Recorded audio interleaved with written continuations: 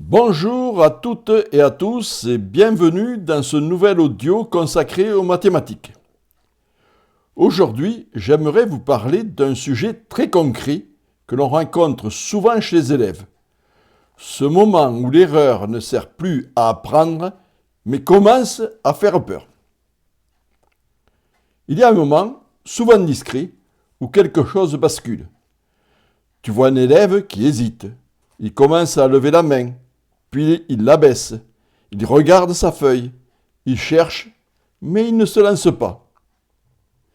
Et à ce moment-là, on pourrait croire qu'il ne sait pas. Mais en réalité, très souvent, ce n'est pas ça. Ce n'est pas qu'il ne sait pas, c'est qu'il n'ose plus.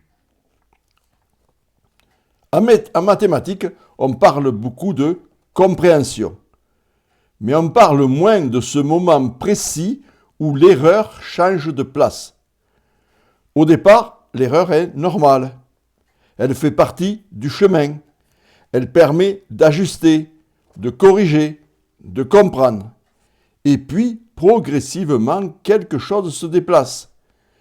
À force d'être associé à une mauvaise note, à une remarque, ou simplement au regard des autres, l'erreur ne joue plus son rôle.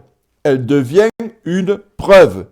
La preuve qu'on n'a pas compris, la preuve qu'on est en difficulté, et parfois la preuve qu'on n'est pas fait pour ça. Et à partir de là, tout change. Parce que quand l'erreur devient une preuve, elle devient aussi une menace. Alors, un mécanisme très humain apparaît. L'élève anticipe l'erreur avant même d'avoir essayé. Il hésite. Il attend, il préfère ne pas répondre plutôt que de risquer de se tromper. Et en classe, ça donne quoi? Des élèves qui participent moins, qui écrivent peu, qui abandonnent vite. Et on peut croire qu'ils ne travaillent pas, qu'ils ne comprennent pas, mais souvent ce n'est pas ça. C'est une stratégie pour éviter ce que l'erreur déclenche. Le doute, la comparaison, parfois même la honte. Je pense à une situation très simple. Un élève sait résoudre une équation du premier degré. Il l'a déjà fait, plusieurs fois. Mais face à un exercice un peu différent, il se bloque. Pas parce qu'il ne comprend plus, mais parce qu'il doute.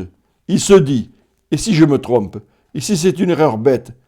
Et cette hésitation suffit à arrêter le raisonnement. Tout est là, mais rien ne démarre. À force d'éviter l'erreur, l'élève évite aussi la recherche.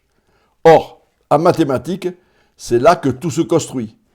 Chercher, essayer, se tromper, ajuster, recommencer. C'est dans ce mouvement que la compréhension se crée. Quand cette étape disparaît, l'apprentissage devient fragile.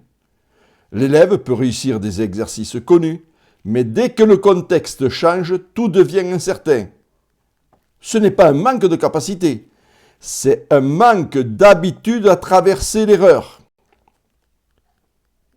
Alors la question, ce n'est pas simplement comment faire travailler davantage, c'est plutôt quelle place on donne à l'erreur.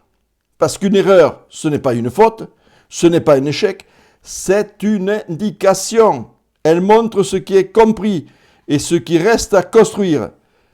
Mais pour que ça fonctionne, il faut que l'élève puisse se tromper sans se sentir jugé.